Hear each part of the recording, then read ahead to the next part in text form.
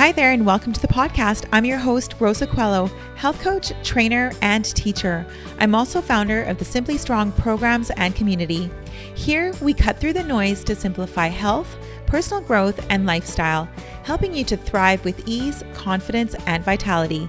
Listen in because you never know when you may hear something that changes everything. Hello, beautiful friend. I hope you're doing fabulous this week. Okay. This week, this conversation is a little bit, I don't know, I wouldn't call it controversial, but it might sting a little bit. I know that, until I was honest with myself, I was in this mindset too.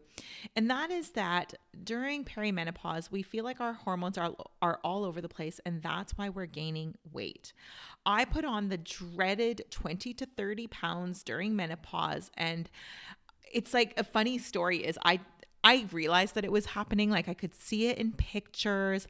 I felt it in my clothes. They were like really snug, but I didn't want to face the truth until I stood. I was visiting my aunt and uncle, and I stood on their scale. And I still laugh with my aunt about this because I came out and I was like, is your scale correct or is it broken? Because I just saw a number that I had actually never seen. And I was like, whoa, like, it was such a wake-up call, and I remember feeling really just kind of surprised at how I let myself go like that. And, maybe that's being a little bit harsh, but the truth is I wasn't feeling great, and I knew that things were shifting for me and not in a way that was going to lead to anything great. And I think that's what worried me more. Not so much that I felt so terrible about myself in that moment, but like, oh my gosh, what will happen to me in 3 months, 6 months, a year, 5 years down the road if I don't nip this?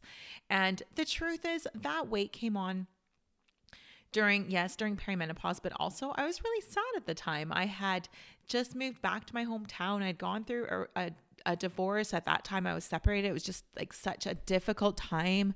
Work, COVID had hit, and so I wasn't training people. I was back to full-time teaching. There was just so many things that had happened. And, we all at a certain age have those stages in life where just things just are hard. It's like those really hard seasons. And when I thought about it, I was like, what am I going to do about this? Like, I actually felt like, how did I put on this weight, and how am I feeling like this? At the end of the day, yes, of course, life was hard, but I was still exercising. I had my kettlebells. I was doing like strength workouts. I was walking. I was eating healthy. I always have eaten, especially since I went into training. Like I'd say once I hit my early 30s, like your 20s are always like those experimental years, but I always ate really healthy. I've never really craved a ton of junk food. Not to say I don't touch things that, we'd consider junk food or a little bit processed here and there, but really like 90 to 95% of the time I would make really healthy choices just because that's what I enjoy. So my food was good. And I was like, I don't get it. Like I'm doing all the same things, and yet this weight came on. And then, this whole conversation of perimenopause, it's really just come to the forefront like in the last few years for women. It wasn't a conversation all that long ago.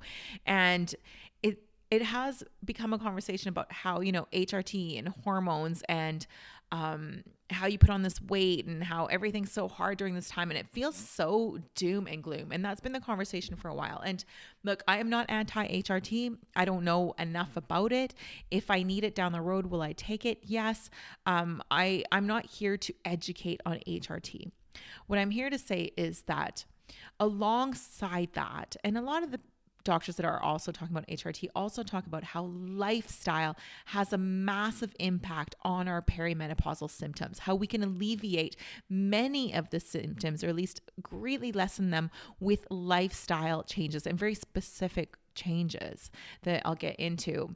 And so even if you get to a point where you feel like you might need some help with the hormones, you're talking by then, it's really just to mitigate a few things as opposed to using them in order to not do the work, if that makes sense. I always say it's like you're eating junk food, but you're taking your vitamins. Well, those vitamins stand no chance to work. And it's the same thing with the hormones. You want to be doing all that you can in order to help them. And so there is so much that we can do. And I'm currently not on HRT. And I just want to mention that because I did lose the weight without going on hormones. Again, I'm almost 50, so I'm not in menopause yet. And everyone is different. So this isn't going to be an episode where I'm down on HRT at all. It has helped many of my friends and they feel fantastic for it. But here's what I wasn't, when I had a real hard look at myself and I was like, okay, it's just time to be super honest. And that, when we're like, oh yeah, I'm doing this, but deep down inside, there's part of us that knows. It's like when we're like, oh, I don't have time for this. Meanwhile, we've just spent half an hour doom scrolling, or we just watched Netflix for an hour or whatever. And again, none of those things are wrong, but if we have something else that we need to be dedicating time to, we can always find the time. And so we know the truth no matter what we're saying. And even if we're believing what we're saying, because I don't think we're always lying on purpose, but sometimes the truth hurts and the truth can be hard. And when the truth is there, then it's like, okay, now what do I do? Do I accept it or do I actually do something about it?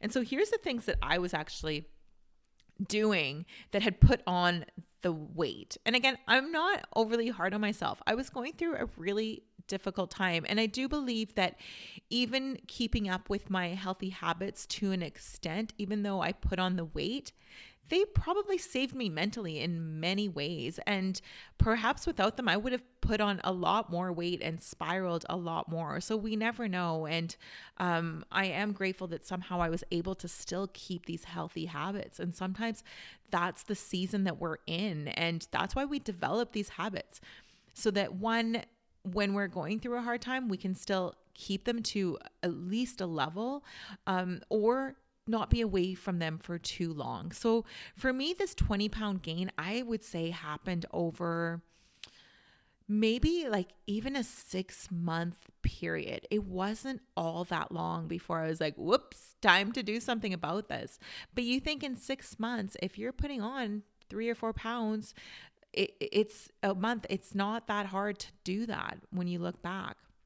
So one thing that I was doing is that I wasn't doing well was the strength training. Yes, I was strength training, but I wouldn't say that I was pushing myself to do proper progressive overload, where I was just really working on doing the full workouts and being consistent. So some weeks I would do it once, some weeks I would do twice, some weeks maybe I'd do 3 in a good week. But I remember not being consistent, because I remember thinking, oh, I should do this. And then I would miss sometimes, which I don't anymore. But during that time, I do remember thinking I just couldn't. Again, I was really sad. It was hard, but I did do it. I remember that I didn't let weeks go by without strength training, but I wouldn't always do my 3 days a week for sure. And sometimes wouldn't even get to 2 days a week of strength training. So that was one thing. I wasn't being super effective with it. The other thing was I was greatly under eating protein. So when I looked back, when I started tracking, and also we weren't really tracking a lot. Tracking's been a thing in the last few years. It's become a bit more mainstream. When I started training, there was definitely no tracking for my clients. These apps didn't even exist. And I believe that I always ate really good in terms of protein, because I was also with a partner who ate a lot of protein. And so then when I was on my own, protein can sometimes be a pain to cook. And I know that when I started tracking, I was like, whoa. And I calculated what I needed to be eating. I was not getting there, and definitely not consistently. So that was a big eye opener for me when I started tracking, and I bought my first scale to weigh food. I have not been doing this for years and years. It really has been just in the last few years that I started weighing my food. And it's been such an amazing education, because I had really no sense of how much protein was in 4 ounces of salmon or chicken. And so it's been really nice to learn that, and to learn that actually to meet my target, it's not that much. I said to a friend today, what's so hard about meeting your protein? I said to her, get to 100 grams first is your first goal. And then from there, get more specific. But if you're not even getting to 100, make that consistent first. And I said to her, sometimes it's just as easy. Instead of eating 4 ounces of chicken, you eat 6 ounces, and those 2 ounces is just a few bites. So it doesn't always need to be complicated. Simplicity. That's what I'm all about. So that was the second thing, was the under eating of protein. The next thing was my step count had greatly reduced.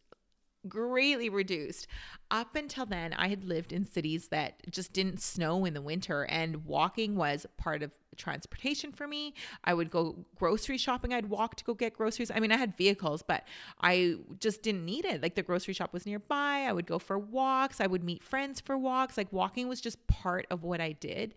And then when I moved up north, whoa, did things change. Like, the grocery stores aren't necessarily walkable. You have to get into a car, and it's cold when it's like minus 20, minus 30, or it's really icy. You don't feel like going out. And so that I realized was probably one of the biggest things, was that my actual physical movement had just probably decreased by, I would say, like 40%. Massively.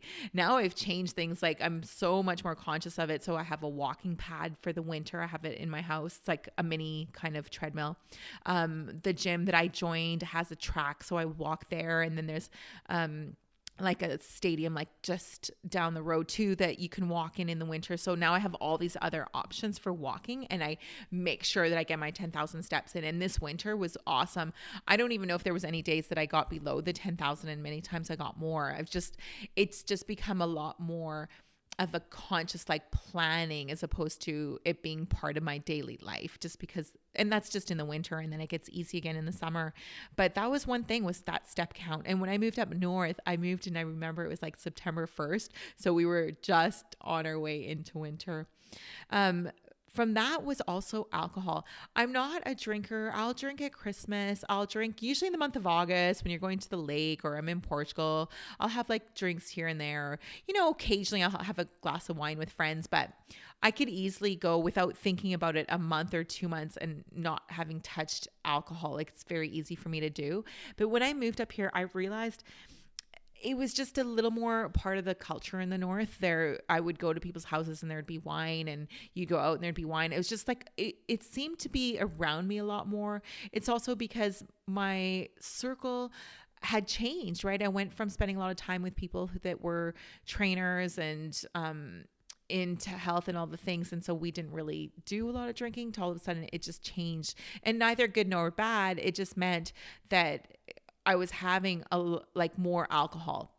And again, when I say more, is maybe I was drinking like a glass of wine a couple nights a week, as opposed to really maybe once or twice a month at the most. And so that makes a difference. And if you know anything about perimenopause, if you're in that stage, you know that alcohol really adds fuel to the fire. Like, there was a time where I started to get some hot flashes, and I was like, oh, it was definitely linked to the alcohol. Stop the alcohol, and they never came back. So who knows if they'll come back again later on, but they really stopped. So alcohol is definitely one of those. And you know what? We're not in our 20s and 30s. Like, it's something that shouldn't be difficult to let go of, at least greatly lessen. And so, yeah, now I just have it very, very occasionally.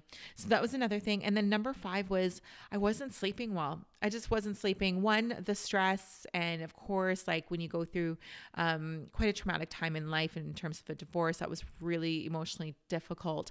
But also those other things, because I wasn't, putting on the muscle, which helps you to regulate metabolism and blood sugar, and I wasn't having adequate protein that would stabilize blood sugar levels throughout the day. So I was probably getting like these cortisol spikes in the night, which would wake me up. And the alcohol too, like, doesn't let you sleep on those days. And so there was a lot of reasons for this not sleeping well. And so those 5 things, like when I started to like own in on those things started to shift. And I was like, oh, it's not the hormones. Because here's the thing, our metabolism actually doesn't slow down until our 60s. And even then it doesn't like drastically drop off. And so I know, I would say, not to say that our hormones won't affect this time and that we won't put on some weight because of the hormones. The amount, 20 to 30 pounds, was not the thing. It was all the lifestyle factors. But it definitely we definitely have to be honest with ourselves.